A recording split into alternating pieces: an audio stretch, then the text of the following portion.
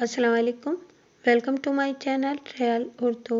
आई hope कि आप खुश होंगे। लिसनर्स, आज मैं आपको हॉरर नॉवेल मस्कन की तीसरा हिस्सा सुना रही हूँ, तो आइए सुनते हैं। माई पंखी बेड पर उसके साथ बैठ गई और उसका सर सहलाने लगी। उसके काले रेशमी बाल खुले हुए थे। अंजू, क्यों रोती है? अम्मा, क्या तू नहीं जानती? अनारा ने रोते रोते पूछा। मैंने तुझे इस काने की दूसरी आंख नहीं फोड़ने दी है, इसलिए रोती है? माई पंखी ने सवाल किया। हाँ अम्मा, इसीलिए, अनारा ने इकरार किया। क्या तू मुझसे नाराज़ है? माई पंखी ने पूछा। हाँ अम्मा, बहुत, अनारा ने सीधे होते हुए कहा। इसकी हसीन आंखें आंसुओं से भरी हुई थीं। फिर शिकवे भरे आवाज़ में बोली, हाँ अम्मा, उसने मुझे धोखे से अगवा किया था, तेरी अंजू को। मेरी अंजू? मुझे भी इस पर शदीद गुस्सा है, लेकिन मसला ये है कि मुझे से एक बेहद अहम काम लेना है। वो मेरे पास मेरे बुलावे पर आया था। मुझे अपना काम निकाल लेने दे, फिर मैं इसे तेरे हवाले कर दूंगी। जो जी चाहे करना, माई पंखी ने इसे तसल्ली देते हुए कहा। आखिर ऐसा क्या काम है कि तू इसकी मोहताज है? अनारा उठकर बैठ गई। मैं इस खाने की मोहताज नहीं, अलबत्ता इतना ज़रूर है कि मेरा काम वही कर सकता है। अब मैं तो मारी मारी कब्रिस्तान में नहीं फिर सकती। माई पंखी ने इसे समझाने की कोशिश की। अम्मा, कब्रिस्तान से क्या लाना है? अनारा ने पूछा। वो वहाँ से मेरी मर्जी की इंसानी हड्डियाँ लाएगा। मैं इस पर काले शब्द पढ़ूंगी, इसके बाद वो काना इन हड्डियों को पिसवा कर लाएगा। मुझे इसका बुरादा चाहिए। माई पंखी ने राज खोला।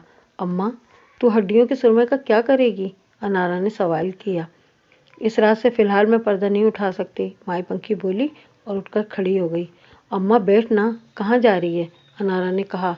बेशक तू रात से पर्दा ना उठा, मैं अपने ठिकाने पर जा रही हूँ। यहाँ कमरे में मेरा दम घुटता है। माई पंखी कमरे के दरवाजे की तरफ बढ़ती हुई बोली। आजा, तू भी बाहर आ जा। अच्छा अम्मा, अनारा बेड से उठते हुए बोली। वो माई पंखी के पीछे बाहर सहन में आई। सहन में गहरा अंधेरा छा चुका था। अनारा ने बाहर निकलते हुए पूछा, अम्मा क्या लाइट जला दूँ? जला दे, तेरी मर्जी है। माई पंखी ने फैसला इस पर छोड़ा और बगैर परेशानी के अंधेरे में चलती चारपाई पर बैठ गई। अनारा ने दीवार पर लगे बटन को ऑन कर दिया। नतीजे में सहन में एक मरियल सा बल्ब रोशन हो गया। बल्ब के जलने की वजह से सहन की फजा मजीद पुरस्कार हो गई। अनारा हस्मे मामूल ज़मीन पर इसके कदमों में बैठ गई। अंजू, आ ऊपर बैठ जा, माई पंखी ने मोहब्बत आमेज लहजे में कहा। नहीं अम्मा, मैं तेरे पाँव दबाऊंगी, अनारा फर्मा बरदारी से बोली। तू बहुत अच्छी है, माई पंखी ने इसके सर पर हाथ फेरा। बहुत प्यारी। अम्मा, तेरा भी कुछ ठीक नहीं, कभी मुझे अभागन कहती है, कभी अच्छी और प्यारी कहती है, अनारा ने मुस्कुराते हुए कहा। आखिर मैं कौन हूँ? अच्छा, मैं तुझे तेरे बारे में कुछ बताती हूँ, तेरा घर दिखाती हूँ। जा चूल्हे से कोयला निकाल कर ला। माई पंखी जाने क्यों एकदम मेहरबान सी हो गई। लाती हूँ अम्मा। अनारा ने इसे मेहरबान होते देखकर बर्ची खाने की तरफ लपकी। उसने बर्ची खाने की लाइट जलाकर चूल्हे से एक छोटा सा कोयला उठाया और बाहर आ गई। माई पंखी कोयला हाथ में लेकर उठ खड़ी हुई। उसने सहन के दरमियान पहुंचकर इस कोयले से 4 लकीरें खींची। इस तरह 6 ज़रब 4 का एक मुस्ततील बन गया। उसने इस मुस्ततील को 6 खानों में बांटा और 7वां खाना उसने मुस्ततील के बाहर नीचे कोने में बनाया। 7 खाने बनाने के बाद उसने अनारा की तरफ देखा और बोली, आ अंजू, तुझे मैं 7 घर दिखाऊं। आखिर को तू बिल्ली है ना? ठीक है अम्मा, बता मुझे क्या करना है, अनारा बोली। पहले घर में बैठ, देख तुझे क्या नजर आता है। माई पंखी ने उसे पहले खाने में बैठने का इशारा किया और ख़ुद भी इन खानों से बाहर 7वें खाने के नज़दीक फंसाकड़ा मारकर बैठ गई। अनारा तजस्सुस भरे अंदाज में चलती पहले खाने में उकड़ूं बैठ गई। माई पंखी ने आवाज़ लगाई, अरे आराम से बैठ। अनारा उसके हुक्म पर इसी अंदाज में बैठ गई जैसे माई पंखी बैठी थी। माई पंखी ने अपने गले में पड़ा चांदी के खोल में बंद भारी तावीज़ उतारा, उसे बाएं हाथ की हथेली पर रखकर सख्ती से मुट्ठी बंद कर ली और आंखें मूंद कर बोली, चल अंजू चल। अनारा के जिस्म में अचानक हरकत हुई। वो खड़ी हो गई। जब उसने एक कदम बढ़ाया तो मंजर यकसर बदल गया।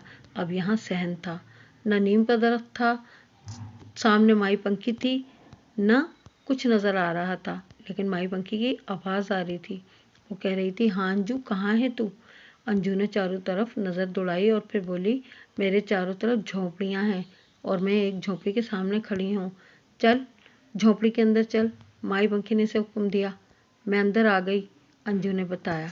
अब क्या दिखाई दे रहा है? माई पंखी ने पूछा। झोंपड़ी में नीचे फर्श पर एक मर्द और औरत लेटे हैं। ये दोनों बेखबर सो रहे हैं। साथ ही एक बच्ची लेटी है, एक बहुत प्यारी, बहुत सुंदर। अनारा के जो सामने था वो बयान किया। बच्ची कितनी बड़ी है? माई पंखी ने सवाल किया। यही कोई 5-6 साल की होगी। अनारा ने इस लड़की के चेहरे पर नजरें जमाते हुए कहा। अंजू, ये जानती है ये कौन है? माई पंखी ने पूछा। नहीं जानती। अंजू, ये तू है। ये तेरा पहला घर है और ये जो तेरे सामने मर्द और औरत लेटे हैं ये तेरे माँ बाप हैं। तेरा बाप दिलबर जमींदार कायम शाह का खिदमतगार है। तेरी माँ हवेली की मुलाजमा है। पीनो तुझे अपने साथ रखती है। कायम शाह का एक ही बेटा है, बड़ी मन्नतों के बाद जन्म लेने वाला। उसका नाम कामरान है और तेरा नाम रेशमा है। मालकन असगरी अच्छे दिल की मालिक है, गरीबों का खास ख्याल रखने वाली। यही वजह थी कि वो कामरान को तेरे साथ खेलने से मना नहीं करती। बचपन में एक साथ खेलने की वजह से तुझमें इसकी दिलचस्पी बढ़ती गई। सने शऊर तक पहुंचने तक वो तेरा दीवाना हो गया। 15-16 साल की उम्र में तुझ पर जो रूप चढ़ा वो अच्छों की पारसाई ठिकाने लगाने के लिए काफ़ी था। कामरान को कॉलेज में पढ़ने के लिए शहर भेज दिया गया। वो जब भी गांव लौटता तुझसे मिले बिना न रहता। इस दौरान तेरे बाप दिलबर पर एक विपदा आ पड़ी। जमींदार कायम शाह के सबसे छोटे भाई इज्जत शाह के हाथों एक नौजवान औरत का कत्ल हुआ। इज्जत शाह इस पर आशिक था। वो इस पर तवज्जो न देती थी। वो औरत कहीं और मुतवज्जा थी। बस इतना ही जुर्म था इस नौजवान औरत नूरा का। इज्जत शाह ने नूरा के घर जाकर अपनी बंदों की मदद से चारपाई से इसे बांधा और बेइज्जत किया। रस्सों से बंधी नूरा पर इसने तेजाब फेंका। चेहरा ही नहीं, इसका पूरा जिस्म तेजाब से झुलसा दिया। वो मर गई और ये सब कार्रवाई करने के बाद अपने बंदों के साथ अपनी हवेली जाने के बजाय अपने बड़े भाई हाकिम शाह की हवेली पहुंच गया और इसके सामने इकरार जुर्म किया। ये वारदात छुपने वाली न थी। ज़रूरी था कि इज्जत शाह की जगह किसी और की गिरफ्तारी दे दी जाए। कुराए फाल तेरे बाप के नाम निकला। कायम शाह ने एक माकूल रकम देकर उसे कुर्बानी का बकरा बना दिया। उसने थाने जाकर इकरार जुर्म कर लिया। मोटी रकम के एवज पुलिस ने इस जाली मुजरिम को कबूल कर लिया। मुकदमा चला और उसे सजाए मौत हो गई। कामरान को जब इस वारदात का पता चला कि इसके बाप ने अपने भाई को बचाने के लिए रेशमा के बाप को कुर्बानी का बकरा बना दिया है तो इसे बहुत अफसोस हुआ, लेकिन वो अपने सख्त मिजाज बाप के सामने कुछ न बोल सका। अब तुम दोनों के दरमियान कौलो करार हो चुका था। तेरी माँ पीनो को जब तेरे और कामरान के बारे में मालूम हुआ तो कांप कर रह गई। वो कायम शाह से अच्छी तरह वाकिफ थी। वो किसी सूरत तुझे कबूल न करता। तब तेरी माँ ने न सिर्फ हवेली बल्कि ये इलाका ही छोड़ देने का फैसला किया। जब तुझे पीनो का इरादा मालूम हुआ तो तूने कामरान को बताया कि तू बहुत जल्दी इससे दूर कर दी जाएगी। कामरान तुझे हाथ से निकलते देखकर तड़प उठा और जोश जवानी में अपने बाप से जिक्र कर दिया कि वो तुझसे शादी करना चाहता है। कायम शाह को बेटे की इस घटिया पसंद पर शदीद गुस्सा आया। उसके सामने अकलौता और लाडला बेटा था। गुस्से की सूरत में वो जोशी जवानी में कुछ भी कर सकता था। लिहाजा शातिर कायम शाह ने इस मामले को इंतहाई तदब्बुर से निपटाने का फैसला किया। जानती है इसने अपने बेटे से क्या कहा? माई पंखी सांस लेने के लिए रुकी। मुसलसल बोलने की वजह से उसका सांस चढ़ने लगा था। नहीं, मुझे क्या मालूम, अनारा ने कहा। अच्छा, मैं बताती हूँ, माई पंखी बोली। इस वक्त तू कहाँ है?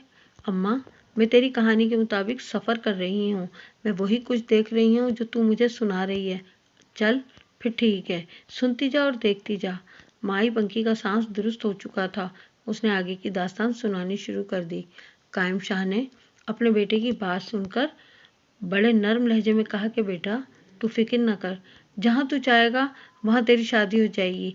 इसके बाप का हम पर एहसान है, इसने हमारे लिए कुर्बानी दी है, तो फिर हम इसकी लड़की की खातिर क्यों कुर्बानी नहीं दे सकते? बेशक वो हमारे नौकर चाकर हैं, पर हैं तो इंसान। बाप के ख्यालात सुनकर कामरान बड़ा शादमान हुआ। वो दौड़ा दौड़ा तेरे पास आया। तुझे खुशखबरी सुनाई तो तू सुनकर दीवानी हो गई। जब तूने ये बात अपनी माँ पीनो को बताई तो वो खुश होने के बजाय फिक्रमंद हो गई। इलाका छोड़ने का अज़्म मज़ीद मजबूत हो गया। पीनो ने अपने भाई को बुला भेजा ताकि यहाँ से निकलने में आसानी रहे, लेकिन इससे पहले कि तेरा मामू आता, कामरान के बाप कायम शाह ने तेरा डेथ वारंट जारी कर दिया। तुझे रास्ते से उठा लिया गया। कायम शान के फार्म हाउस के वीरान गोशे में तेरी कब्र खोदी गई। तुझे नशा आवर दवा पिला दी गई। जब तुझ पर गहरी नींद तारी हो गई तो तुझे बेहोशी की हालत में कब्र में फेंक दिया गया। फिर तेरी कब्र को पत्थरों से भरकर मट्टी बराबर कर दी गई और कामरान से कह दिया कि तुम लोग इलाका छोड़ गए। कामरान को तेरे साथ गहरा लगाव था। उसने तुझे बहुत ढूंढा, बहुत तलाश किया, लेकिन तू मनो पत्थरों तले दफन थी। कैसे मिलती? अम्मा, अम्मा, अनारा की अचानक घुटी घुटी आवाज सुनाई दी। अरे क्या हुआ? माई पंखी ने पूछा। चल फिर ठीक है, सुनती जा और देखती जा। माई पंखी का सांस दुरुस्त हो चुका था। उसने आगे की दास्तान शुरू कर दी। लेकिन अनारा की अचानक फिर घुटी घुटी आवाज आई। अम्मा, अम्मा। हाँ क्या हुआ? माई पंखी ने पूछा। अम्मा मेरा दम घुट रहा है, मुझे वापस बुला, जल्दी कर, अनारा चीखी। बुलाती हूँ, 1 मिनट रुक, माई पंखी ने कहा। फिर उसने तेजी से कुछ पढ़ा। पहले घर की तरफ देखकर फूंक मारी और जोर से बोली, चल रही, 2 कदम उल्टे पांव चल। अनारा ने बगैर मुड़े 2 कदम पीछे रखे। एकदम उसे झटका सा लगा। जब सर उठाया तो खुद को अपने घर में पाया। माई पंखी ने उसे सामने देखकर चांदी का ताबीज अपने गले में डाला। इस पर शदीद किस्म की थकन तारी थी।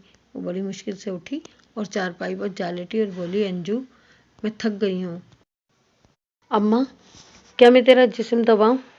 हाँ बेटा दबा अंजू, मैं थक गई हूँ, बड़ा कठिन होता है ये सफ़र। अनारा जवाब में कुछ ना बोली, खामोशी से उसका सर दबाने लगी। अनारा का भी मुकम्मल तौर पर सांस बहाल न हुआ था। वो लंबे और गहरे सांस ले रही थी। जब माई पंखी ने उसे कब्र में फेंके जाने और पत्थरों में जिंदा दबाने की वजूहात बताई थी तो उसे ऐसा लगा जैसे वो कब्र में मौजूद है और सांस घुटने की कैफियत से दो चार है। अगर वो माई पंखी को दम घुटने का ना बताती तो मुमकिन था कि वो मौत की अजियत से गुजर जाती, लेकिन ये सोचकर कि इसे जिंदा पत्थरों में दबा दिया गया था और वो दबे दबे कदमों से मौत से हमकिनार होने वाली थी, उसका दिल कांप रहा था। फिर उसे कामरान का ख्याल आया। कैसा बांका सजीला नौजवान था, कैसा टूट कर चाहता था वो इसे। जाने इस पर क्या गुजरी होगी, जाने कितने अरसे तक वो इसे तलाश करता रहा होगा। अच्छा अम्मा जाती हूँ, अनारा चरपाई से उठते हुए बोली। बत्ती बंद कर जा, माई पंखी ने दीवार में लगे बल्ब की तरफ इशारा किया। अनारा ने लाइट बंद की और अंदर कमरे में चली गई। आज अम्मा ने उसे पहला घर दिखाया था, अभी 6 घर और बाकी थे। अम्मा ठीक ही कहती थी कि वो जन्म जली है, अभागन है। आबिद ने अंदर जो मंजर देखा वो उसके वजूद में शोले भड़काने के लिए काफ़ी था। मलका सोफे पर पूरे इत्मीनान से लेटी थी, उसके चेहरे पर मुस्कुराहट थी। दिलशाद यूनुस इसी सोफे पर मौजूद था और वो जिस कार्रवाई में मसरूफ़ था वो किसी भी शोहर के लिए नाकाबिले बर्दाश्त थी। दरवाज़ा बंद होने की आवाज़ पर दोनों ने बैक दरवाजे की तरफ देखा। दिलशाद यूनुस एक नौजवान अजनबी को दरवाजे पर खड़ा देखकर शदीद गुस्से में मुब्तला हो गया और चीखकर बोला, कौन हो तुम? मलका की इस अजनबी नौजवान पर नज़र पड़ी तो वो सांस लेना भूल गई। उस पर घड़ों पानी पड़ गया। वो अजनबी नौजवान कोई और नहीं, उसका शौहर था। चंद लम्हों के मंजर ने आबिर पर 7 तबक रोशन कर दिए थे। मलका क्या थी? इस मुलाजमत की आड़ में यहाँ क्या हो रहा था? हर चीज़ इस पर साफ और वाज़ेह हो गई थी। अब यहाँ रुकना बेकार था। वो फौरन वापसी के लिए पलटा। दरवाज़ा खोलकर जैसे ही वो बाहर निकला, सामने रीटा खड़ी थी। उसने कहर आलूद नज़रों से आबिर को घूरा और सख्त लहजे में बोली, तुम बिला इजाज़त अंदर कैसे गए? कौन हो तुम? हर शख्स इससे पूछ रहा था कि कौन हो तुम, लेकिन अपने बारे में कोई कुछ नहीं बता पा रहा था कि कौन था। नंगे खानदान। आबिर का जी चाहा कि इस औरत के मुंह पर जोरदार थप्पड़ मारकर बताए कि वो कौन है, लेकिन अपनी शनाख्त कराने का फ़ायदा क्या था? वो फाहिशा सोफे पर पड़ी थी, अपनी इज्जत उतार कर। अब किसी को कुछ बताना अपनी जिल्लत करवाना था। उसने कुछ ना कहा। वो जारियाना अंदाज में इस दरवाजे की तरफ बढ़ा जहाँ से वो इस जहन्नम में दाखिल हुआ था। रीटा इसके पीछे लपकी। दिलशाद यूनुस ने अपना दरवाज़ा खोला और उसने नौजवान को और रीटा को आगे पीछे भागते देखा तो उसने चीख कर कहा, ये भागने न पाए। रीटा ने बाहर निकलकर शोर मचाया, इसे पकड़ो, इसे पकड़ो। और दिलशाद यूनुस ने फौरन सिक्योरिटी गार्ड को अलर्ट किया। नतीजा ये निकला कि वो धर लिया गया। चंद मिनटों के बाद ही इसे दिलशाद यूनुस की अदालत में पेश किया गया। रीटा ने सिक्योरिटी गार्ड्स को दरवाजे पर अलर्ट रहने को कहा। जब वो बाहर निकल गए और दरवाज़ा बंद हो गया तो दिलशाद यूनुस ने इस लड़के का सर से पांव तक जायज़ा लिया। وہ ایک خوبصورت نوجوان تھا، اپنے چہرے مہرے سے شریف دکھائی دیتا تھا، یوں اس نے ابھی تک کوئی غیر شریفانہ حرکت کی بھی نہیں تھی۔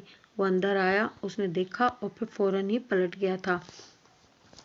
دلشاد یونس کی تجربہ کار نظروں نے اس کی شخصیت کا ایک سرے کیا اور سر جھکائے کھڑے شریف زادے سے مخاطب ہوا، بیٹھ جاؤ۔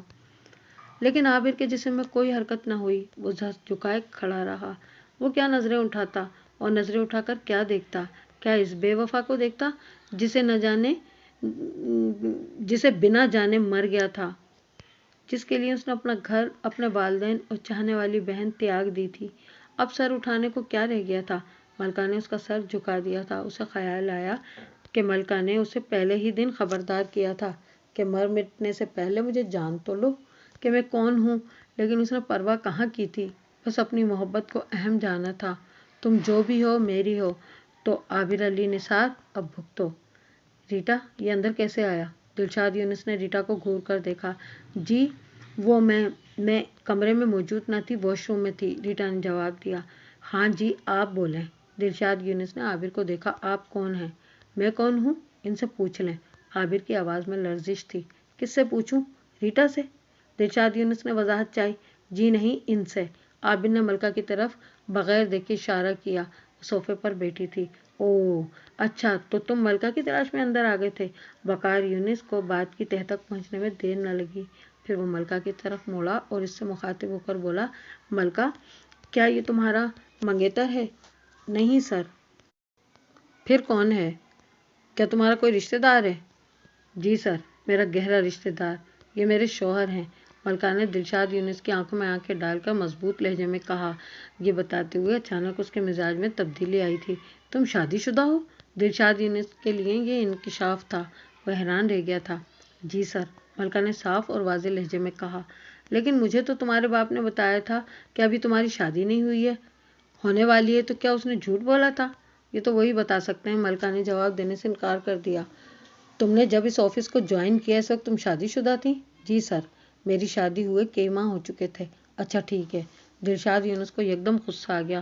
تو تمہارا باپ سب فراڈ ہو، میں انتقام لوں گا، میں تمہارے شوہر کو ہتکڑیاں لگوا دوں گا۔ اور پھر دلشاد یونس نے وہی کیا جو کہا تھا۔ اس نے پولیس بلائی، اپنا اثر و رسوخ اور رقم استعمال کی۔ پولیس نے اقدام قتل کے الزام میں اسے ہتکڑی لگا دی اور عابر کو تھانے لے کر چلے گئے۔ عابر کے جانے کے بعد ملکہ اپنی میز پر بیٹھی روتی رہی تھی۔ ریٹا دلشاد یونس کے کمرے میں تھی۔ کچھ دیر کے بعد وہ دونوں ایک ساتھ باہر نکلے۔ دلشاد یونس نے ملکہ کی طرف دیکھنا گوارا نہ کیا، وہ سیدھا نکلتا چلا گیا۔ دلشاد یونس کے جانے کے بعد ریٹا ملکہ کے پاس آئی اور اس کے کندھے پر ہاتھ رکھ کر بڑے غیر جذباتی انداز میں کسی روبوٹ کی طرح بولی، کھیل ختم ہو گیا، جاؤ اپنے گھر، ادارے کو اب تمہاری کوئی ضرورت نہیں رہی۔ ملکہ جو میز پر پریشانی رکھے رو رہی تھی، اس نے اپنا سر اٹھایا اور ریٹا کی طرف دیکھے بغیر کہا، ٹھیک ہے۔ پھر اس نے دوپٹے سے بھیگی آنکھیں پوچھی، واش روم میں جا کر اچھی طرح منہ دھویا، باہر آ کر اپنے بیگ سے موبائل فون نکالا اور کال کرنے لگی۔ ریٹا اس کو بغور دیکھ رہی تھی، وہ اندازہ نہیں لگا پا رہی تھی کہ وہ کس کو کال کر رہی ہے۔ دلشاد یونس اسے حکم دے گیا تھا کہ جتنی جلد ممکن ہو سکے اسے دفتر سے باہر کر دینا۔ ملکہ نے کوئی ہل و جت نہیں کی تھی، وہ جانے کی تیاری کر رہی تھی، پھر کسی زور زبردستی کی گنجائش کہاں تھی۔ کال ملتے ہی ملکہ نے جلدی سے کہا، امی میں ملکہ بول رہی ہوں، آپ ابو سے کہیں وہ مجھے آفس لینے آ جائیں فوراً۔ کیا ہوا ملکہ، خیریت تو ہے؟ چاندنی نے اس کی آواز میں گھبراہٹ کا عنصر محسوس کرتے ہوئے پوچھا۔ جی امی جلدی کریں، میں ابو کو آفس کے دروازے پر ملوں گی۔ ملکہ نے اتنا کہہ کر فون آف کر دیا، موبائل بیگ میں ڈالا، ریٹا کی طرف ایک نظر دیکھا اور یہ کہتی اس کے سامنے سے گزر گئی، اچھا میں چلتی ہوں۔ ریٹا فوراً کھڑی ہو گئی، وہ شاید اس سے الوداعی جملے کہنا چاہتی تھی، لیکن ملکہ نے اسے اس کا موقع نہ دیا۔ تیزی سے دروازہ کھول کر باہر نکلی، پیچھے دروازہ دھڑ سے بند کیا اور آفس کے بڑے دروازے کی طرف بڑھنے لگی۔ چاندنی کو ملکہ کے فون سے بخوبی اندازہ ہو گیا تھا کہ وہ کسی مشکل میں ہے۔ وہ فوراً اپنے کمرے سے نکلی اور ڈاکٹر صاحب کہتی ہوئی لاؤنج کی طرف بڑھی۔ وہ ڈاکٹر صاحب کچھ اس انداز سے پکار رہی تھی جیسے اسپتال میں ہو اور مریض کی حالت اچانک خراب ہو گئی ہو۔ ڈاکٹر نوشاد گھر میں ہوتا تو زیادہ تر ٹی وی کے سامنے لاؤنج میں بیٹھا ہوتا، لیکن اس وقت وہ لاؤنج میں نہ تھا، البتہ ٹی وی چل رہا تھا، وہاں فاخرہ بیٹھی تھی۔ ڈاکٹر صاحب کہاں ہیں؟ چاندنی نے اس سے پوچھا۔ امی ابو ڈرائنگ روم میں ہیں، کوئی آیا ہوا ہے، فاخرہ نے بتایا۔ और आबिर? चांदनी ने पूछा। अम्मी अपने कमरे में होंगे, मैंने देखा नहीं, फाखरा बोली। फाखरा जरा अपने अबू को बुलाकर ला, चांदनी ने हिदायत की। अम्मी खैर तो है? फाखरा उठते हुए बोली। हाँ देख, ऐसा करना, डॉक्टर साहब को कमरे में भेज देना। चांदनी ने अपने कमरे की तरफ कदम बढ़ाए। चांदनी अभी बेड पर बैठी ही थी कि डॉक्टर नौशाद कमरे में दाखिल हो गया और बोला, क्यों बुलाया है? आप फौरन मलका के ऑफिस चले जाएं, इसे ले आएं। मुझे वो परेशान दिखाई दे रही थी। चांदनी ने फिर इसके फ़ोन की तफसील सुनाई। अच्छा, मैं इससे पूछता हूँ क्या मामला है? डॉक्टर नौशाद ने जेब से मोबाइल निकालते हुए कहा और कमरे से बाहर निकल गया। जब वो गाड़ी में मलका के ऑफिस की बिल्डिंग के सामने पहुंचा तो उसने मलका को सीढ़ियों पर बैठा हुआ पाया। वो अजीब से अंदाज में सीढ़ियों पर बैठी हुई थी, मेकअप से आरी, परेशान चेहरा, आंखों में वीरानी, जैसे बरसों की बीमार हो। क्या हुआ मलका, यहाँ क्यों बैठी हो? डॉक्टर नौशाद ने पूछा। अबू मुझसे कुछ ना पूछे, मुझे घर ले चलें, वो मुश्किल बोली। अगर तेरी तबीयत ठीक नहीं है तो अस्पताल ले चलूं? डॉक्टर नौशाद ने पूछा। नहीं, घर, मलका ने उठने की कोशिश करते हुए कहा। डॉक्टर नौशाद ने फौरन उसका हाथ थाम लिया, वरना वो गिर जाती। वो सहारा देकर गाड़ी तक लाया और गाड़ी में बिठाकर घर के लिए रवाना हो गया। मलका को घर आने तक गुमसुम सी बैठी रही, वो एक लफ्ज़ भी ना बोली। डॉक्टर नौशाद ने अपने बराबर बैठी हुई मलका को कई बार कनखियों से देखा, लेकिन इसे बुलवाने की कोशिश न की। घर आकर वो चांदनी के कमरे में पहुंची। उसने दरवाज़ा बंद किया और माँ से लिपट कर फूट फूट कर रोने लगी। चांदनी ने उसे अपने कलेजे से लगा लिया और इसे रोने दिया। मलका रोते रोते बेहाल हो गई। चांदनी ने साइड टेबल पर रखी बोतल से पानी निकालकर उसे पिलाया और बेड पर लिटा दिया। काफ़ी देर के बाद उसकी हालत संभली तो उसने सबसे पहले जो बात कही वो ये थी, अम्मी, आबिर को पुलिस पकड़कर ले गई है। चांदनी पुलिस का नाम सुनकर सन्नाटे में आ गई। उसके सानो गुमान में भी ना था कि आबिर जैसे सीधे साधे लड़के को पुलिस पकड़कर ले जा सकती है। किस जुर्म में? चांदनी ने पूछा। कत्ल के जुर्म में, मलका ने इंकशाफ किया। इसने किसको कत्ल किया है? अम्मी, किसी को नहीं। अम्मी, जो खुद मकतूल हो वो किसी को क्या कत्ल करेगा? मलका ने आंसू भरी आंखों से कहा और फिर रोते से सकते, दफ्तर में जो कुछ हुआ वो मिनोअन चांदनी के गोश गुजार कर दिया। ये तो बहुत बुरा हुआ, चांदनी अफसरदा होकर बोली। हाँ अम्मी, वो बेकसूर मारा गया। दिलशाद यूनुस को आखिर किस बात पर गुस्सा आ गया? चांदनी ने सवाल किया। अबू की गलत बयानी पर। शादीशुदा होकर कंवारी क्यों जाहिर किया? मलका ने बताया। तू फिक्र मत कर, डॉक्टर साहब के पास पुलिस के आला अफसरान से ताल्लुकात हैं, वो खड़े खड़े आबिर को थाने से ले आएंगे। चांदनी ने तसल्ली आमेज लहजे में कहा। मैं इन्हें जाकर सारी बात बताती हूँ, ठीक है? जी अम्मी, मलका ने कहा। जब चांदनी ड्राइंग रूम में पहुंची तो मेहमान जा चुका था। उसने डॉक्टर नौशाद को वहीं अपने पास बिठा लिया और जो कुछ अपनी बेटी से सुना था वो डॉक्टर नौशाद को बता दिया। अच्छा, सारी बात सुनकर डॉक्टर नौशाद के जिस्म में बिजली सी भर गई। उसने मेज पर रखा हुआ मोबाइल उठाया और किसी को फ़ोन करने लगा। अब वो मुताल्लिका थाने पहुंचा तो एसएचओ अपने कमरे में मौजूद था। डॉक्टर नौशाद को बेधड़क कमरे में दाखिल होते देखकर एसएचओ नासिर को यह अंदाज़ा लगाने में देर न लगी कि वो कोई ऊंची चीज़ है, इसलिए उसने डॉक्टर नौशाद के चेहरे पर नज़रें जमाते हुए कहा, जी फरमाइए। डॉक्टर नौशाद, जो कमरे में दाखिल होते ही मोबाइल पर मसरूफ़ हो गया था, उसने एसएचओ की जी फरमाइए पर कतन तवज्जो न दी। काल मिलने पर उसने बस इतना कहा, सर मैं एसएचओ साहब के कमरे में आ गया हूँ। उधर से कहा गया, इन्हें मोबाइल दें। जी अच्छा। डॉक्टर नौशाद ने मोबाइल एसएचओ नासिर की जानिब बढ़ाते हुए कहा, सर एसपी शफीक राजपूत आपसे मुखातिब होना चाहते हैं। शफीक राजपूत का नाम सुनकर नासिर की जान निकल गई। अभी वो सोच ही रहा था कि उससे कहाँ गलती हुई है। मोबाइल कान से लगाते हुए रोबदार आवाज़ सुनाई दी, एसएचओ नासिर, मुझे फ़ोन करें फ़ौरन। नासिर ने अपनी लैंडलाइन से शफीक राजपूत का नंबर डायल किया। अब किसी जाली काल की गुंजाइश नहीं रही थी। शफीक चाहता तो डॉक्टर नौशाद के मोबाइल के ज़रिए एकामात दे सकता था, लेकिन वो चाहता था कि नासिर किसी शक शुबे में मुब्तला ना रहे और शुबा ताख़ीर का सबब ना बने। जी सर, हुक्म। एसएचओ नासिर ने लाइन मिलते ही इंतहाई मोदबाना लहजे में कहा। नासिर साहब, ये बताएं, किसी शौहर का अपनी बीवी से इसके दफ्तर जाकर मिलना क्या काबिल ताज़ीर है? शफीक राजपूत ने बड़े पुरसुकून अंदाज में सवाल किया। हरगिज़ नहीं। नासिर अभी तक इस सवाल की तह तक ना पहुंच सका था। आपने किसी आबिद नामी लड़के को गिरफ्तार किया है? जी सर, नासिर ने मरी हुई आवाज़ में कहा। अब वो मामले की तह तक पहुंच गया था। बताना पसंद करेंगे किस जुर्म में? शफीक राजपूत ने पूछा। सर वो कोई और होता तो बेधड़क जवाब देता, इक़दाम कत्ल के जुर्म में, लेकिन यहाँ सामने एसपी था। कार्रवाई से भला दाई से कभी भी पेट छुपा है? छुपाने का कोई फ़ायदा भी नहीं था।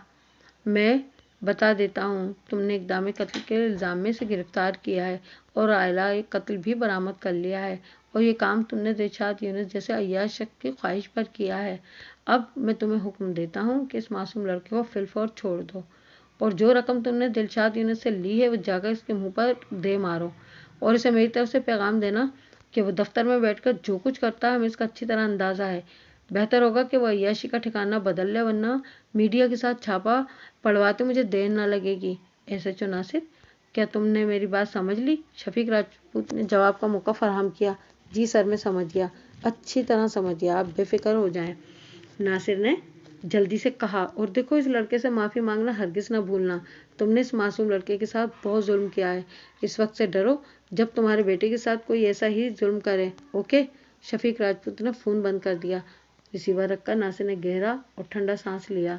तूफान महज गरज चमक के साथ गुजर गया था। उसने बरस कर कोई नुकसान नहीं पहुंचाया था। वो फौरन एक्शन में आ गया। पहले उसने डॉक्टर नौशाद से पूछा, मोहतरम, वो लड़का आपका क्या है? क्या बेटा? वो मेरा बेटे जैसा दामाद है। पहले तो मैं आपसे माजरत चाहता हूँ, मैं किसी गलत फहमी का शिकार हो गया था। मैं आपके दामाद से भी माफ़ी चाहूँगा। ये कहकर वो उठा, मैं इसे लेकर आता हूँ। आबिर को आज़ाद होने में 5 मिनट से ज़्यादा न लगे। डॉक्टर नौशाद आबिर को लेकर थाने से निकल आया। आबिर ने दफ्तर में जो कुछ देख लिया था और इसके बाद इसके साथ जो कुछ हुआ था वो किसी गैरतमंद इंसान के लिए डूब मरने के मुतरादिफ था। डॉक्टर नौशाद की समझ में नहीं आ रहा था कि वो आबिर से क्या कहे और किस तरह कहे। गाड़ी के करीब पहुंचकर डॉक्टर नौशाद ने फ्रंट सीट का दरवाज़ा खोला और अपने लहजे में सारे जहां की मोहब्बत भरकर बोला, आओ बेटा घर चलें। जवाब में आबिर ने दो टोक अंदाज में जो कुछ कहा वो डॉक्टर नौशाद के होश उड़ा देने के लिए काफ़ी था। अनारा के अंदर जाते ही माई पंखी उठकर बैठ गई। रात में वो बिल्कुल न सोती थी। सोने का वक्त सुबह का ही था। कव्वे की यखनी पीकर इस पर ऐसी मदहोशी तारी होती थी कि वो खुद को रोकना चाहती तो रोक न सकती थी। इस पर गहरी नींद का गलबा होता, नशा तारी होता या वो बेहोश हो जाती थी, कुछ पता न था। बस वो यखनी पीकर 2-2.5 घंटे के लिए दुनिया से किनारा कर जाती, किसी और ही जहां में पहुंच जाती। इस वक्त रात के 2:30 बजे थे। सहन में तारीकी छाई हुई थी। नीम के दरख्त पर भी खामोशी मुसल्लत थी। माई पंखी ने 40 फेरे अपने सहन के लगाए। 2 फेरों के दौरान कुछ पढ़ती जाती थी। एक चक्कर पूरा करके वो आसमान की तरफ मुंह उठाती और जोर से आवाज़ लगाती, आ बग्गा। ये नारा बुलंद करके वो फिर चक्कर काटने में मशगूल हो जाती। जब 40 फेरे मुकम्मल हो गए तो इसने सहन में पड़ी हुई खुर्री चरपाई को उठाकर खड़ा किया और फिर इसे दीवार से हटाकर बीच सहन में लाई और कुछ पढ़ते हुए चरपाई ईंटों के फर्श पर उलट दी। अब चरपाई के पाए ऊपर हो गए थे और ऊपर का हिस्सा जमीन से लग गया था। माई पंखी ने उल्टी पड़ी चारपाई के गिर चक्कर लगाने शुरू किए। वो कुछ पढ़ती जाती और चक्कर लगाती जाती थी। हर चक्कर के इख्तिताम पर नाराए मस्ताना बुलंद करती, आ बग्गा। 7 चक्कर पूरे करने के बाद वो उल्टी चारपाई पर इस तरह बैठ गई कि उसके दोनों हाथ पायतियों के ऊपर थे। दोनों पाए पकड़ने के बाद उसने जोर जोर से झूमना शुरू कर दिया। अब वो एक खास अंदाज से झूमती जाती थी और कुछ बोलते हुए दोनों हाथों से एक पाए को पकड़ती और फिर जोरदार आवाज में पुकारती, आ बग्गा। 11 बार ये अमल दोहराने के बाद माई पंखी योगा के अंदाज में बैठ गई। उसने आंखें बंद कर लीं। कुछ देर गुजरी थी कि उसे चरपाई लरजती महसूस हुई। फिर इसे एक बारीक सी आवाज सुनाई दी, ले आ गया बग्गा। ये सुनते ही माई पंखी की रग रग में खुशी सरायत कर गई। वो खुशी से सरशार होकर बोली, तू आ गया बग्गा, तेरी बड़ी कृपा। माई पंखी के सामने सफ़ेद चमकीला धुआं नमूदार हो रहा था। इस धुएं ने एक इंसानी हवले की शक्ल इख्तियार की और फिर मुंजमद हो गया। अब तू उल्टी खाट का पाठ पड़ेगी तो मैं कैसे रुकूंगा, मुझे आना ही होगा। सफ़ेद चमकीले धुएं के मुंजमद हवले से आवाज़ आई। वो अब चरपाई की पट्टी के नज़दीक था। लग रहा था जैसे वो खड़ा हो। माई पंखी ने चरपाई की पट्टी पर अपना सर रख दिया और अपना दोनों हाथ आगे बढ़ा दिए, जैसे वो माथा टेकते हुए उसके चरण छूना चाहती हो। हाँ पंखी बोल, क्यों बुलाया? सफ़ेद चमकीले हवले से आवाज़ आई। बस तुझे देखने को जी चाह रहा था, माई पंखी ने हंसकर कहा। औरतपन छोड़, सीधी साफ बात कर, चल जल्दी बोल। बग्गा नाराज हुआ। मैं संजू का क्या करूं? माई पंखी फौरन मकसद पर आ गई। क्यों, क्या हुआ? बग्गा ने पूछा। अब تو وہ روز ہی پوچھنے لگی ہے اپنے بارے میں کب تک اسے ادھر ادھر کی باتیں کر کے بہلاؤں؟ بگا، سچ تو یہ کہ مجھے اس پر ترس آتا ہے، اس بیچاری کو کبھی سکھ ملا ہی نہیں۔ مائی پنکھی نے اداس لہجے میں کہا، دیکھ پنکھی، ہر منش کا سکھ الگ ہوتا ہے۔ ہم آگ میں خوش رہتے ہیں، کوئی پانی میں خوش رہتا ہے، کسی کو ہوا چاہیے، کوئی دولت پا کر پرسن ہوتا ہے اور کوئی سب کچھ کھو کر اطمینان پاتا ہے۔ تو اس پر ترس نہ کھا، وہ ہمارے لیے بہت قیمتی ہے۔ تو اچھی طرح جانتی ہے کہ کتنے جتن سے تو نے اسے حاصل کیا ہے۔ بگا نے ماضی یاد دلایا۔ بگا، وہ میری منزل نہیں، مجھے آگے جانا ہے۔ مائی پنکھی نے اپنا عزم ظاہر کیا۔ پھر کیا چاہتی ہے تو؟ کیا اسے آزاد کرنا چاہتی ہے؟ منجمد چمکیلے دھوئیں سے آواز آئی۔ ہاں جی، تو یہی چاہتا ہے۔ مائی پنکھی نے دل میں چھپی بات ظاہر کی۔ ابھی اس کا وقت نہیں آیا، تو خود کو سنبھال، اس پر مہربان نہ ہو۔ بگا نے تنبیہ کی۔ بگا، اتنی اجازت تو دے کہ میں اس کا جیون اس پر کھول دوں۔ مجھ سے اجازت لے رہی ہے، جبکہ تو اسے ایک گھر دکھا چکی ہے۔ بگا نے کسی قدر غصے سے کہا۔ ہاں، مجھ سے غلطی ہوئی، میری دل میں دیا آ گئی تھی۔ دیا، رحم، معافی، یہ اور اس طرح کے شبد ہمارے ہاں ممنوع ہیں۔ کیا تو نہیں جانتی کہ ہم آنکھ والے ہیں؟ یہ لفظ ہمیں زیب نہیں دیتے۔ گھوڑے کو گھاس سے یاری نہیں کرنا چاہیے۔ بگا نے اپنی باریک آواز میں اسے سمجھانے کی کوشش کی۔ بگا، تو کیا چاہتا ہے؟ تو کیا جانتا ہے کہ میں کیسی ہوں؟ مائی پنکھی بولی۔ اس لیے بگا تجھے سمجھا رہا ہے کہ ایسی نہ بن کہ تو کسی مشکل میں پھنس جائے۔ بگا نے کہا، چل، تیری خوشی اگر اس میں ہے کہ اس کا جیون اس پر کھول دے تو کھول دے۔ میں تجھے اجازت دیتا ہوں، لیکن اسے آزاد کرنے کی غلطی نہ کرنا۔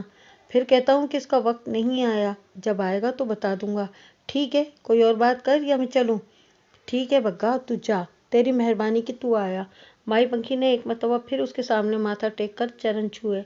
اسی وقت سفید چمکیلے حولے میں حرکت ہوئی اور پھر وہ دھیرے دھیرے معدوم ہوتا گیا، اور جب وہ مکمل طور پر غائب ہو گیا تو مائی پنکھی پرمسرت انداز میں الٹی پڑی چارپائی سے اٹھی، اسے سیدھا کر کے دیوار کے ساتھ لگایا اور پرسکون انداز میں لیٹ گئی۔ وہ خوش تھی کہ بگا نے اس کی غلطی کو نظر انداز کر دیا تھا۔ اب وہ پورے اطمینان سے انجو کا جیون اس پر کھول سکتی تھی۔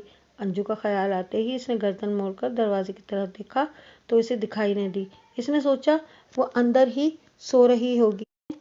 گاڑی کا کھلا دروازہ بند کر کے فیصلہ کن انداز میں کہا، انکل، میں اب آپ کے ساتھ نہیں جاؤں گا۔ بیٹا، ہم سے غلطی ہو گئی ہے، ہمیں معاف کر دو۔ ڈاکٹر نوشاد نے نوٹنکی کا آغاز کیا۔ مجھے بیٹا نہ کہیں، کوئی باپ اپنے بیٹے کے ساتھ ایسا سلوک نہیں کرتا جیسا آپ نے کیا۔ عابر بڑے مستحکم انداز میں بولا، میں اب یہ بات اچھی طرح جان گیا ہوں کہ آپ سے غلطی نہیں ہوئی، آپ نے جو کچھ کیا جان بوجھ کر کیا اور سوچ سمجھ کر کیا۔ بیٹا، ضد مت کرو، ڈاکٹر نوشاد نے خوش آمدانہ لہجے میں کہا، ہمیں معاف کر دو اور میں تمہارے پاؤں پڑتا ہوں۔ یہ کہتے ہوئے وہ اس کے قدموں کی طرف جھکا۔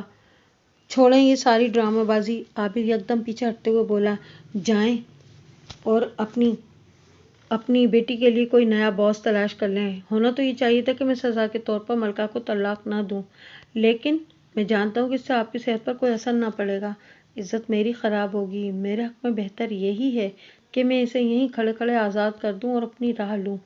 نہیں بیٹا، ایسا مت کرنا، ڈاکٹر نوشاد نے ہاتھ کے اشارے سے اسے روکتے ہوئے کہا۔ میں جانتا ہوں کہ وہ تم سے شدید محبت کرتی ہے۔ ٹھہرو، میں تمہاری اس سے بات کراتا ہوں۔ ڈاکٹر نوشاد نے عابر کے جواب کا انتظار نہ کیا، جیب سے موبائل نکال کر کھٹاکھٹ نمبر ملایا اور فون اٹھائے جانے کا بے چینی سے انتظار کرنے لگا۔ جیسے ہی ملکہ نے فون اٹھایا، ڈاکٹر نوشاد نے بڑی تیزی سے کہا، ملکہ، عابر صاحب کو سمجھاؤ، یہ تمہیں طلاق دے رہے ہیں۔ کہاں ہیں آپ لوگ؟ ملکہ نے پوچھا۔ ہم لوگ تھانے کے باہر کھڑے ہیں، ڈاکٹر نوشاد نے بتایا۔ گھر آئیں، ملکہ نے بے قراری سے کہا۔ یہ گھر آنے کے لیے تیار نہیں، تمہیں طلاق دے کر چلے جانا چاہتے ہیں۔ ملکہ، ان سے بات کرو۔ ڈاکٹر نوشاد کی پریشانی دیدنی تھی۔ ڈاکٹر نوشاد نے ملکہ کا جواب سنے بغیر موبائل عابر کی طرف بڑھا دیا۔ عابر نے ایک نظر موبائل کو دیکھا۔ وہ اب کسی سے بات کرنے کے لیے تیار نہ تھا۔ وہ کیا بات کرتا؟ اب بات کرنے کو رہ بھی کیا گیا تھا؟ جو چھپا تھا وہ سامنے آ گیا تھا۔ ہر چیز صاف اور واضح ہو گئی تھی۔ اب فیصلے کا وقت تھا۔ پلیز عابر صاحب، ڈاکٹر نوشاد نے بڑی عاجزی سے کہا اور موبائل دوبارہ اس کے ہاتھ میں دینے کی کوشش کی۔ نہ چاہتے ہوئے بھی عابر نے موبائل ہاتھ میں لے لیا۔ چند لمحے اس نے اپنے اندر دہکتے ہوئے طوفان کو قابو میں کرنے میں لگائے۔ جب اس نے ہیلو کہا تو اسے خود اپنی آواز اجنبی محسوس ہوئی۔ عابر، گھر آ جائیں، ہم یہاں بیٹھ کر بات کر لیں گے، ملکہ نے اس کی آواز سنتے ہی کہا۔ گھر؟ کون سا گھر؟ عابر کے لہجے میں غصے سے زیادہ دکھ تھا۔ आबिर, आपका अपना घर जहाँ आप रहते हैं। मलका बोली, मेरा कोई घर नहीं। औरत के बारे में कहा जाता है कि उसका कोई घर नहीं होता। मैं मर्द होकर ये बात कह रहा हूँ और सच कह रहा हूँ कि मेरा कोई घर नहीं। आबिर जाने क्या कह रहा था, खुद उसकी समझ में भी नहीं आ रहा था। आबिर, मेरे पास आ जाए, मैं वो मलका हूँ जिसके सर पर आपने मोहब्बत का ताज रखा था। अब वो मलका ही रही और न ताज रहा। मैं न रहा, तू न रहा, सब तबाह हो गया। आबिर के दिल से धुआं उठ रहा था। आबिर, मैं वो हूँ जिस पर आप मर मिटे थे। गलती इंसान से ही होती है, मुझसे भी हो गई। आबिर की जबान पर सच्चाई थी। आबिर, मुझे तलाक न देना, मेरा साथ न छोड़ना, मैं तन्हा रह जाऊंगी। मलका की आवाज में हिलती जाती। मैं तुम्हें खुशी से तलाक नहीं दूंगा, मेरी तन्हाई का तुम्हें अंदाजा नहीं, पर अब ये दर्द जुदाई सहना ही होगा। आबिर बोला, काश मैं तुम्हें जान लेता। आबिद, घर तो आए, मैं अपने बारे में सब कुछ बता दूंगी, कुछ नहीं छुपाऊंगी। मलका ने ऐसी बात कह दी कि आबिर कुछ सोचने पे मजबूर हो गया। उसने फैसला किया कि उसने दिल में ठान ली है, वो अपनी जगह अटल है, लेकिन इसकी बात सुनने में क्या हर्ज है। कहीं ऐसा ना हो कि जिंदगी भर पछताए और इसी पछतावे में मुब्तला रहे कि इसकी बात सुने बगैर इससे अलहदगी इख्तियार कर ली। ठीक है मलका, मैं आता हूँ, लेकिन इतना याद रखना कि कोई बात झूठ ना हो। बात अब मेरी बर्दाश्त की आखिरी हदों तक पहुंच चुकी है। आबिर ने मोबाइल ऑफ किया और गाड़ी का पिछला दरवाज़ा खोलकर बैठ गया। वो इस मकरूह शख्स के बराबर बैठना नहीं चाहता था। आबिर को गाड़ी में बैठते देखकर डॉक्टर नौशाद की बातें खिल गईं। वो खुश था कि उसकी बेटी ने काम कर दिखाया था, लेकिन उसे ये अंदाज़ा न था कि उसकी बेटी काम दिखाने नहीं बल्कि इसका काम तमाम करने जा रही है। आबिर ने रास्ते में डॉक्टर नौशाद से कोई बात न की, वो खामोश बैठा रहा। जब आबिर डॉक्टर नौशाद के साथ घर में दाखिल हुआ तो यूं लगा जैसे किसी की मौत हो गई हो। लाउंज में कोई न था, टीवी बंद था, शाइस्ता के कमरे से एक की आवाज़ नहीं आ रही थी। मलका अपने कमरे में थी, कमरे का दरवाज़ा खुला था, लेकिन जिसके इंतज़ार में दरवाज़ा खुला था वो अंदर न आया। जब आबिर को टीवी लाउंज में मलका नजर न आई तो इसने ड्राइंग रूम का रुख किया और एक सोफे पर बैठ गया। वो अब इस घर का मकी था और न ही मेहमान था। डॉक्टर नौशाद ने कोशिश की कि वो मलका के पास चला जाए, लेकिन वो टस से मस न हुआ। मजबूरन डॉक्टर नौशाद को मलका को ड्राइंग रूम में भेजना पड़ा। मलका ड्राइंग रूम में दाखिल हुई तो आबिर ने मुंह फेर लिया। उसने दरवाज़ा बंद किया, दरवाजे को मुकफ्फल किया और उसके बराबर बैठने के बजाय सामने वाले सोफे पर नशिस्त इख्तियार की। आपका मुंह फेरना बजा, मैं इसी काबिल हूँ कि मुझसे नफरत की जाए। मैं जानती हूँ कि आपके बराबर बैठने के काबिल नहीं रही, इसीलिए आपके बराबर बैठने की जुर्रत न कर सकी। मैं सजावार हूँ, गुनाहगार हूँ, नाकाबिल माफ़ी हूँ। मलका की आवाज़ में शदीद दुख बोल रहा था, ये जाने बगैर कि आबिर पर इसकी बात का क्या असर हो रहा है। वो अपनी धुन में कहे जा रही थी, आबिर, काश आपने मुझसे शादी न की होती, काश आपने मेरे लिए अपने वालिदैन, अपना घर न छोड़ा होता। आज मैं जिस एहसास जुर्म में मुब्तला हूँ वो न होती मैं। मलका, तुमने मुझे जिस मकसद के लिए बुलाया है वो बयान करो। अगर तुम्हारे पास बताने को कुछ नहीं है तो फिर मैं चलता हूँ, मेरे पास वक्त नहीं है। आबिर ने इसकी बात काट कर कहा, सुनो आबिर, फिर मैं अपने और अब इस घर के बारे में जो कुछ जानती हूँ सब बता देती हूँ। आबिर, पहले तो ये जान लो कि डॉक्टर नौशाद मेरा सगा बाप नहीं। आबिर को ये सुनकर धचका सा लगा, लेकिन वो बोला कुछ नहीं।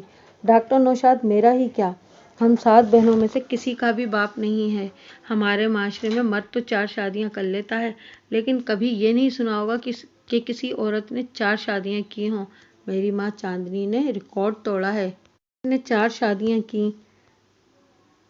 डॉक्टर नौशाद मेरी माँ का चौथा शौहर है। मलका ने आज हर वो बात आशिकरा करने की ठान ली थी जो इसके दिल में महफूज थी। मेरी माँ का ताल्लुक गरीब घराने से था। बाप सब्जी फरोश था, ठेले पर गली महलों में सब्जियां बेचा करता था। हम बहनों की तरह माँ की भी 7 बहनें थीं। इन बहनों में सबसे खूबसूरत माँ थी। घर में अक्सर फाके होते, लेकिन मेरी माँ को बनने संवरने का बेइंतहा शौक था। पेट भर खाने को हो ना हो, अच्छे कपड़े चाहिए। फिल्मों और टीवी ड्रामों से बेपनाह लगाव था। महल्ले के खाते पीते घरानों की लड़कियों से दोस्ती गांठ रखी थी। इनके घरों में घुसी रहती, वीसीआर पर फिल्में देखी जाती, फिल्में और टीवी देखकर ख्वाब बुने जाते। मेरी माँ सोती तो महलों के ख्वाब देखती। फैशन की मारी माँ ने मैट्रिक तक पहुँचते पहुँचते महल्ले के कई लड़कों से पर्चेबाजी कर डाली थी। हर लड़का इस पर जान छिड़कता था और समझता था कि मेरी है, लेकिन वो किसी की न थी। कॉलेज में कदम रखते ही माँ ने छक्का लगाया और एक गाड़ी वाले को अपने दामे उल्फत में फंसा लिया। وہ لڑکا اپنی بہن کو لینے کے لیے آیا کرتا تھا۔ میری ماں نے اس لڑکی سے، جس سے تھوڑی بہت دوستی تھی، از خود لفٹ مانگ لی۔ بس پھر یہ تھوڑی سی لفٹ اس لڑکے کے لیے وبال جاں بن گئی۔ ماں اس طرح کے گلے کا ہار بنی کہ اسے شادی کرتے ہی بنی۔ یہ میری ماں کا پہلا شوہر تھا۔ اس شوہر سے شائستہ، فاخرہ اور ماجدہ نے جنم لیا۔ پھر ایک کوچنگ سینٹر کے پروفیسر سے راہ و رسم بڑھائی، اتنی کہ پہلے شوہر سے خلا لے کر میری ماں نے پروفیسر سے شادی کر لی۔ میں پروفیسر صاحب کی بیٹی ہوں۔ پروفیسر صاحب کو میری فیشن زدہ ماں کی آزاد زندگی پسند نہ آئی۔ انہوں نے طلاق دے کر ماں سے جان چھڑائی۔ پھر تیسرے شوہر ماں کی زندگی میں آئے اور 3 بیٹیاں دے کر زیادہ عرصہ زندہ نہ رہ سکے۔ تیسرے شوہر کی موجودگی میں ہی ڈاکٹر نوشاد نے ماں سے شناسائی ہو چکی تھی۔ چلتا پرزا ڈاکٹر نوشاد نے ماں کو جانے کیا خواب دکھائے کہ اس نے تیسرے شوہر سے طلاق کا مطالبہ کر دیا۔ وہ کسی سیاسی پارٹی کا اثر و رسوخ والا بندہ تھا۔ اس نے طلاق دینے سے صاف انکار کر دیا۔ اسے ہم 4 بیٹیاں نوٹوں کی صورت میں نظر آتی تھیں۔ وہ ہم سے ہاتھ دھونے کو تیار نہ تھا۔